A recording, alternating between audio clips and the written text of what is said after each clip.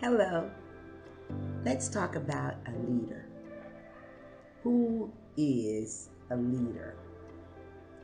Many times when we hear that word, our mind moves to what a leader does: a guide, a director, a shepherd, or leadership styles, transformational leadership, democratic leadership, or even coaching, which is a style of leadership. But I want to just think about who is the leader.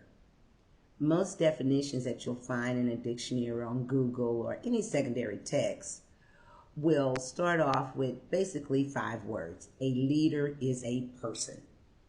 A leader is a person. My father, Dr. A.J. Hines, would teach us that a leader with no one following him is just a man taking a walk. So if we put that together, we can say a leader is a person who has the heart and the qualities that will cause people to follow him. Someone a person can trust to follow. In 1998, Stanley Proctor, well-known American artist and sculptor, created a piece called Florida's Finest for the state of Florida to show Florida's investment in their children.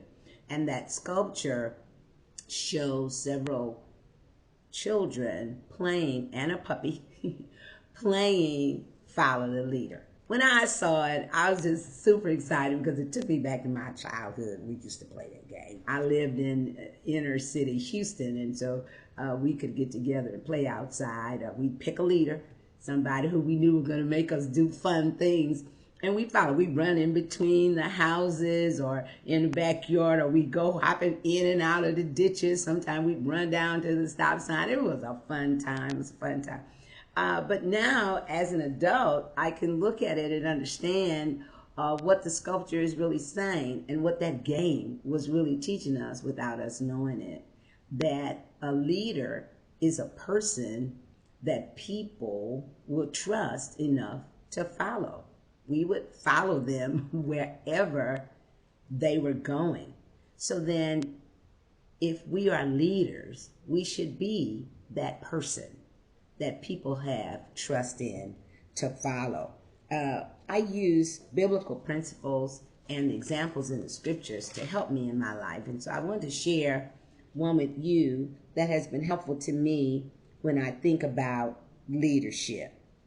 It is a letter that Apostle Paul wrote to Timothy, who was now leading the church in Ephesus, a young man there. And in chapter 4, 1 Timothy chapter 4, I'm going to start at verse 12, where Paul is giving him admonition.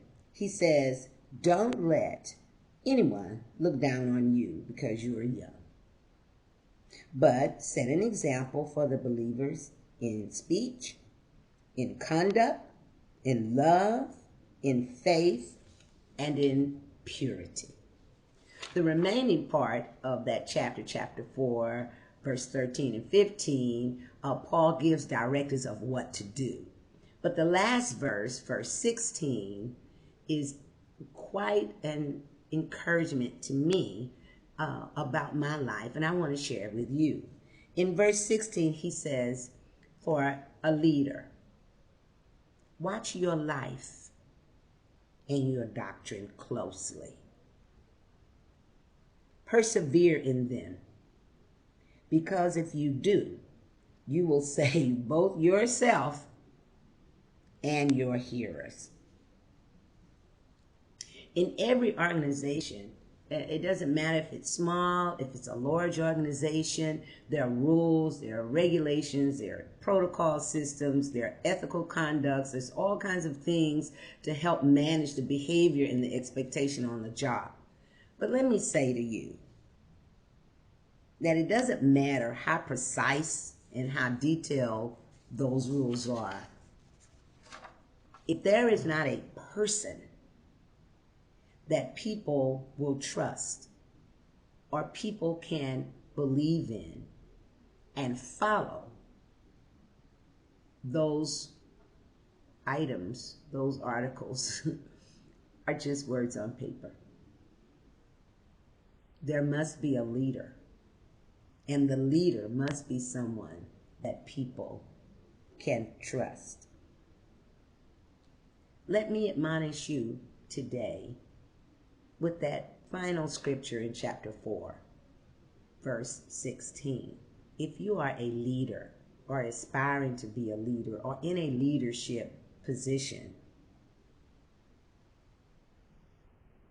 watch your life and your doctrine closely.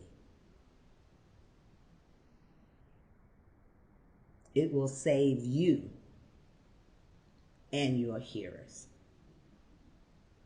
Let's try our best to be the leader that people will want to follow. Brian Tracy, a well-known author and motivational speaker, puts it this way. Become the kind of leader that people will follow voluntarily, even if you have no title or position. Be the leader people can trust to follow. It will save you and your hearers.